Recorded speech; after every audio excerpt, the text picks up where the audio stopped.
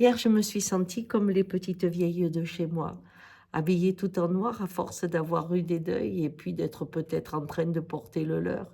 Toutes recroquevillées dans ce corps de douleur, sur une chaise, elles se mettaient pour voir le soleil les caresser et des fois apaiser justement ces os qui n'arrêtaient pas de crier. Je les revois assises quand on fait la fête de la châtaigne, elles nous regardent avec tendresse, mais aussi quand les gens arrivent pour faire les moissons ou quand on va tuer le cochon.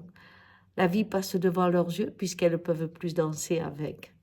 Et je me suis sentie comme cela hier. Et cela m'a rappelé l'époque où je riais parce que la sirène de la mine était des fois en concurrence avec la cloche du temple.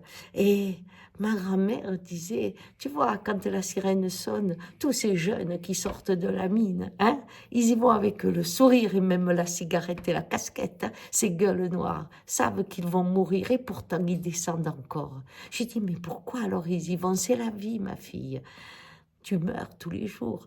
Et je lui disais, mais alors, celui qui a la mine, dis-moi, lui aussi il meurt de la silicose? Elle me disait, non, lui, il a la belle voiture, la belle maison, il est loin, tu vois, il réfléchit, il a des idées de ce qu'il va faire avec le charbon. Les riches, ils ont des grandes idées. Et je lui dis, nous, on a la mort. Oh, il meurt aussi, tu sais, ils se font beaucoup de soucis.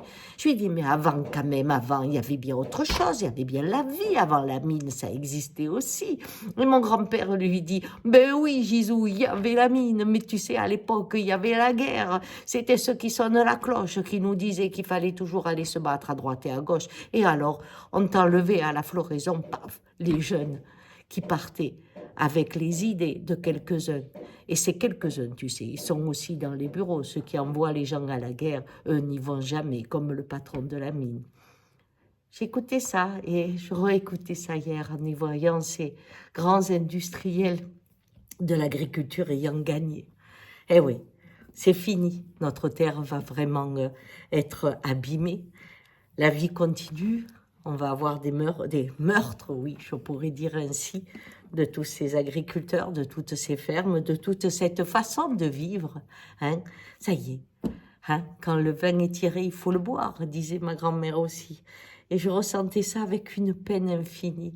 Et mes larmes ont beaucoup coulé hier. Et ce matin, même si les choses se sont apaisées, je suis tellement triste pour ce monde que j'aime tant. Allez, bonne journée.